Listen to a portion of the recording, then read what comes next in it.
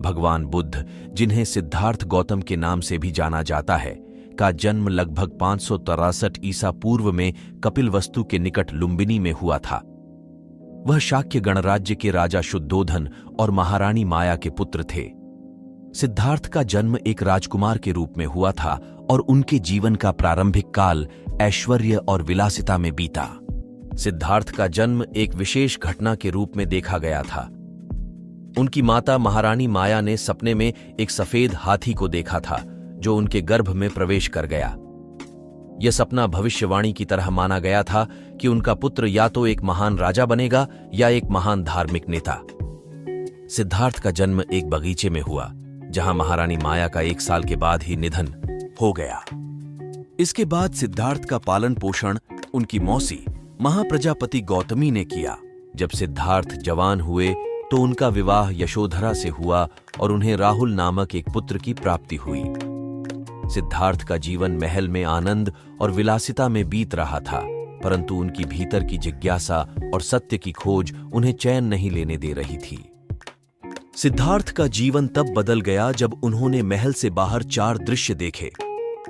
इन दृश्यों ने उनकी जीवन और मृत्यु की वास्तविकता की समझ को गहरा कर दिया। वृद्ध व्यक्ति। सिद्धार्थ ने एक वृद्ध व्यक्ति को देखा जो उम्र और कमजोरी से झुका हुआ था। इस दृश्य ने उन्हें वृद्धावस्था की अनिवार्यता का एहसास दिलाया। रोगी व्यक्ति। उन्होंने एक बीमार व्यक्ति को देखा जो दर्द और कष्ट में था। इस दृश्य ने उन्हें रोग और पीड़ा की अनिवार्यता का बोध कराया। मृत व्यक्ति। उन्होंने एक शवयात्रा देखी और महसूस किया कि मृत्यु जीवन का एक अनिवार्य हिस्सा है। सन्यासी। अंत में उन्होंने एक सन्यासी को देखा जो शांति और समाधान की खोज में था। इस दृश्य ने उन्हें जीवन का सन्यासी। अंत में उन्होंने एक सन्यासी को देखा जो शांति और समाधान की खोज में था। इस दृश्य ने उन्हें जीवन की अस्थायित्वता और मोक्ष की आवश्यकता का बोध कराया। इन दृश्यों ने सिद्धार्थ को अपनी जीवन की विलासिता छोड़ने और सत्य की खोज करने के लिए प्रेरित किया। उन्होंने 19 वर्ष की आयु में अपनी पत्नी और पुत्र को छोड़कर संन्यास लेने का निर्णय लिया। सिद्धार्थ ने 6 वर्षों तक कठोर तपस्या की, लेकिन उन्हें ज्ञान की प्राप्ति नहीं हुई। अंततः सिद्धार्थ बोधगया पहुंचे, जहां उन्होंने एक पीपल वृक्ष के नीचे ध्यान लगाना शुरू किया। यह वृक्ष बाद में बोधि वृक्ष के नाम से प्रसिद्ध हुआ। यहां उन्होंने संकल्प लिया कि जब तक उन्हें ज्ञान की प्राप्ति नहीं होगी, वह ध्यान से नहीं उठेंगे। कई दिनों की ध्यान साधना के बाद सिद्धार्थ ने वैशाख पूर्णिमा के दिन सुबह के समय 35 वर्ष की आयु में निर्वाण ज्ञान प्राप्त किया और बुद्ध ज्ञानी बन गए। ज्ञान प्राप्ति के बाद बुद्ध ने अपने पहले उपदेश के लिए सारनाथ का चयन किया। यहां उन्होंने अपने 5 पूर्व साथियों को धर्मचक्र प्रवर्तन धर्म का पहला उपदेश दिया। इस उपदेश में उन्होंने 4 आर्य सत्य और अष्टांगिक मार्ग का प्रचार किया। दुख का सत्य दुखा। जीवन दुख, असंतोष और अस्थिरता से भरा है। दुख के कारण का सत्य समुदय। दुख का कारण तृष्णा, आसक्ति और अज्ञानता है। दुख के निरोध का सत्य निरोध तृष्णा और आसक्ति को समाप्त करके दुख को समाप्त किया जा सकता है। दुख निरोधगामिनी प्रतिपद मार्ग दुख को समाप्त करने का मार्ग अष्टांगिक मार्ग है। अष्टांगिक मार्ग दुख को समाप्त करने का मार्ग बताता है। सम्यक दृष्टि 4 आर्य सत्य को समझना। सम्यक संकल्प मन को द्वेष, क्रूरता और हानिकारक इरादों से मुक्त रखना। सम्यक वाक सत्य, मधुर और निर्माणात्मक बोलना। सम्यक कर्मांत नैतिक और अहिंसक तरीके से कार्य करना। सम्यक आजीविका ऐसा कार्य करना जिससे दूसरों को हानि न पहुंचे। सम्यक प्रयास सकारात्मक मानसिक अवस्थाओं को विकसित करने और नकारात्मक अवस्थाओं को समाप्त करने का प्रयास करना। सम्यक स्मृति विचारों, भावनाओं और कार्यों के प्रति जागरूक रहना। सम्यक समाधि ध्यान के माध्यम से गहन मानसिक एकाग्रता विकसित करना। ज्ञान प्राप्ति के बाद बुद्ध ने धर्म का प्रचार शुरू किया। वाराणसी के पास सारनाथ में दिया गया उनका पहला उपदेश, जिसे धम्मचक्कपवत्तन सुत्त या धर्मचक्र प्रवर्तन कहा जाता है, उनकी शिक्षाओं के मुख्य सिद्धांतों को प्रस्तुत करता है। बुद्ध का संदेश समाज के विभिन्न वर्गों के लोगों को आकर्षित करता था। उनके अनुयायियों की संघ तेजी से बढ़ी और उन्होंने उनके शिक्षाओं के अनुसार जीवन जीने का संकल्प लिया। बुद्ध ने उत्तरी भारत के गंगा के मैदानों में व्यापक यात्रा की, अपने ज्ञान को साझा करते हुए और लोगों को मार्गदर्शन देते हुए। प्रमुख शिष्यों का परिवर्तन। बुद्ध के प्रारंभिक शिष्यों में सारिपुत्त और मोग्गलाना शामिल थे, जो उनके प्रमुख शिष्य बने।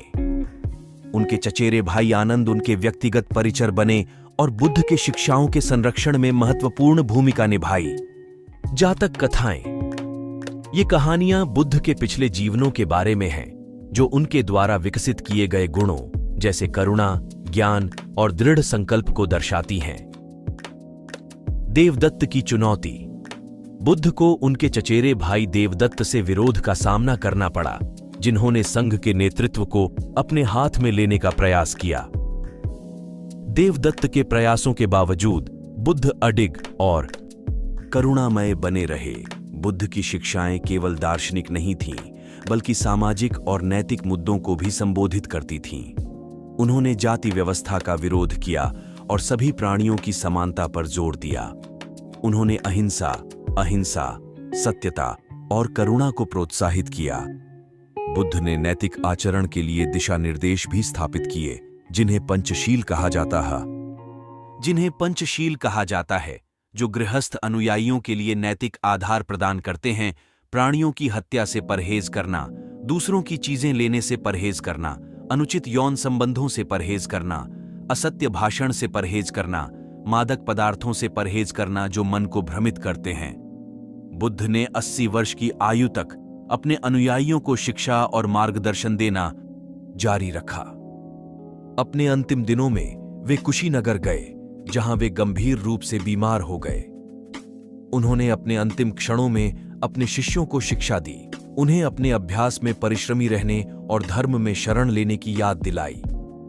बुद्ध ने महापरिनिर्वाण में प्रवेश किया, जो एक पूरी तरह से प्रबुद्ध प्राणी की अंतिम अवस्था है, जो जन्म और मृत्यु के चक्र से परे है।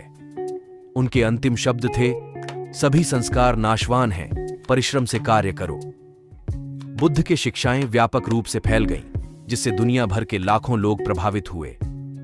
उनके निधन के बाद उनके शिक्षाओं को एक विशाल साहित्यिक कोश त्रिपिटक, 3 पिटक, जिसमें विनय, संघ के नियम, सुत्त, उपदेश और अभिधर्म, दार्शनिक और सिद्धांतात्मक विश्लेषण शामिल हैं, के माध्यम से संरक्षित और प्रसारित किया गया।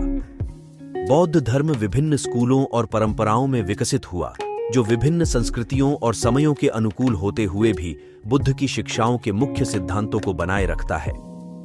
आज बौद्ध धर्म एक प्रमुख विश्व धर्म है, जिसके लाखों अनुयायी विभिन्न तरीकों से इसका अभ्यास करते हैं, लेकिन सभी दुख को समाप्त करने और ज्ञान प्राप्त करने के सामान्य लक्ष्य से एकजुट हैं।